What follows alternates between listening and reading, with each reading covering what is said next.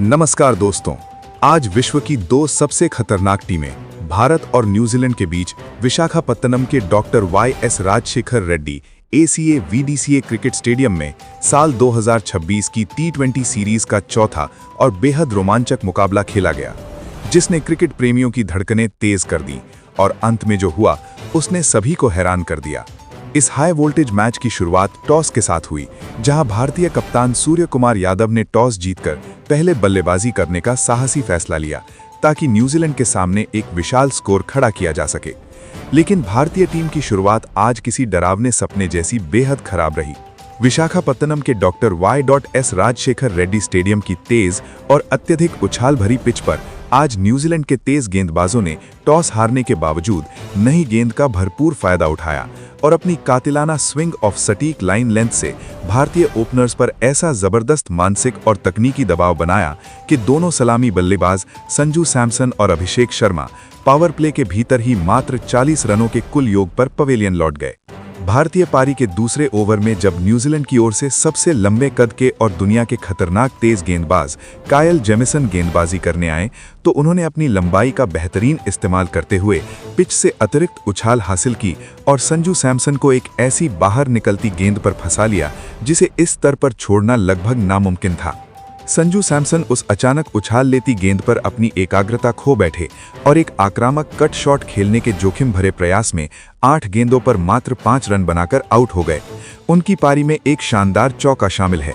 संजू के जल्दी गिरने के बाद अभिषेक शर्मा ने अपनी कड़क बल्लेबाजी से कुछ आकर्षक प्रहार किए और दर्शकों में उम्मीद जगाई, जहां उन्होंने जेमिसन को एक करारा चौका भी जड़ा।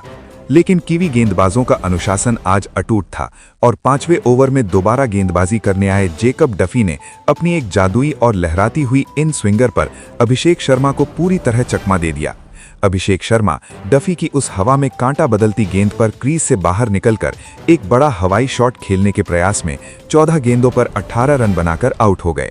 उनकी पारी में 2 चौके और एक शामिल हैं।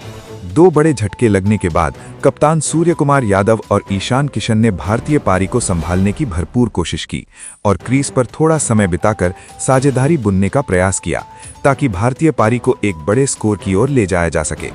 लेकिन आज विशाखापत्तनम की पिच पर कीवी स्पिनरों का जादुई और मायावी जाल चल रहा था। 7वें ओवर में जब गेंदबाजी करने आए कीवी कप्तान और चतुर स्पिनर मिचेल सैटनर ने अपनी उंगलियों से गेंद को टर्न कराया और हवा में गति का परिवर्तन किया, तो सूर्य कुमार यादव उनकी चतुराई और टर्न में बुरी तरह फंस गए। सूर्य कुमार यादव सैटनर की एक नीची रहती गेंद पर अपना पसंदीदा स्वीप शॉट खेलने के प्रयास में 10 गेंदों पर 12 रन बनाकर आउट हो गए।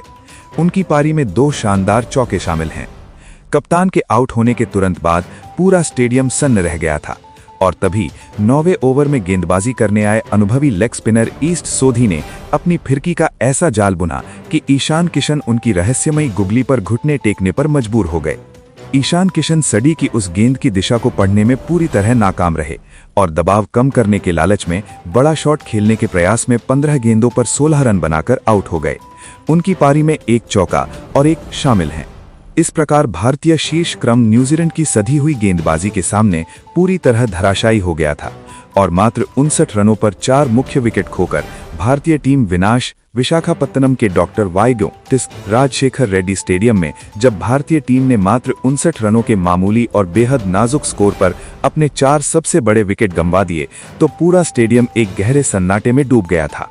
और ऐसा लग रहा था कि भारतीय टीम आज न्यूजीलैंड के सामने ताश के पत्तों की तरह बिखर जाएगी। लेकिन तभी क्रीज पर युवा सितारे तिलक वर्मा और अनुभवी ऑलराउंडर हार्दिक पांड्या ने कदम रखा और न्यूजीलैंड के खूंखार आक्रमण के खिलाफ एक ऐसी ऐतिहासिक, सूझबूझ भरी और साहसी साझेदारी की शुरुआत की जिसने न केवल भारतीय पारी को विनाश से बचाया बल्कि उसे एक नया जीवनदान भी दिया। इन दोनों जाबाज बल्लेबाजों ने शुरुआत के कुछ ओवरों में न्यूजीलैंड की स्विंग होती गेंदों के खिलाफ जबरदस्त संयम दिखाया और सिंगल डबल के जरिए स्ट्राइक रोटेट कर दबाव को कम करने की कोशिश की। लेकिन जैसे ही दोनों की आंखें पिच पर जम गईं, उन्होंने कीवी स्पिन आक्रमण के खिलाफ एक प्रचंड और निर्दयी जवाबी हमला शुरू कर दिया।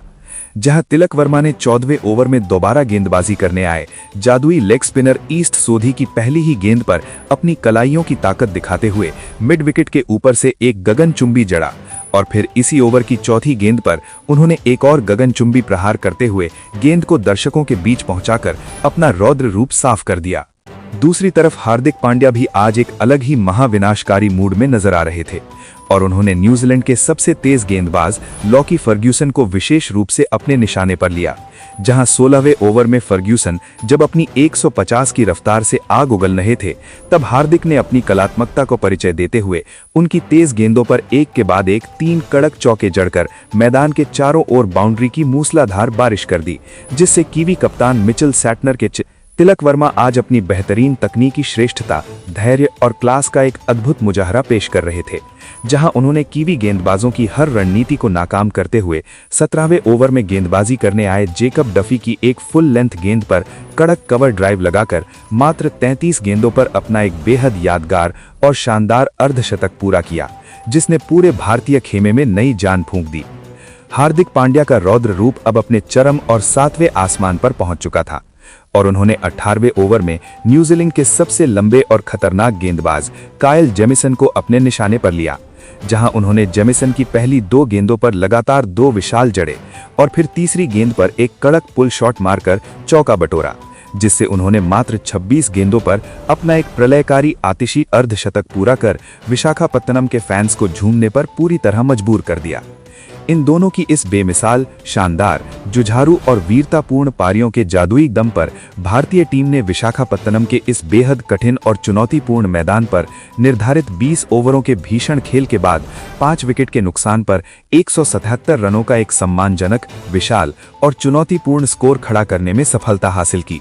हार्दिक पांड्या अंत तक एक अभेद्य चट्टान की तरह क्रीज पर डटे रहे और वो 32 गेंदों पर 55 रन पर नाबाद थे, जबकि तिलक वर्मा अपनी इस ऐतिहासिक पारी को एक बड़े स्कोर में तब्दील करने के लालच में 20वें ओवर की तीसरी गेंद पर बाउंड्री लाइन पर एक जोखिम भरा शॉट खेलने के प्रयास में कैच दे बैठे, जिससे तिलक वर्मा बड़ा शॉट खेलने के प्रयास में 38 गेंदों पर 52 रन बनाकर आउट हो गए। उनकी इस वीर गाथा वाली पारी में 4 कड़क चौके और 3 गगनचुंबी शामिल हैं। भारत ने इस चुनौतीपूर्ण स्कोर के साथ न्यूजीलैंड को करारा जवाब दिया था, लेकिन अब भारत के सामने ओस से गीली आउटफील्ड और न्यूजीलैंड के खतरनाक बल्लेबाजों के खिलाफ इस मध्यम लक्ष्य को डिफेंड करने की एक बहुत बड़ी, दुर्गम और कठिन चुनौती थी।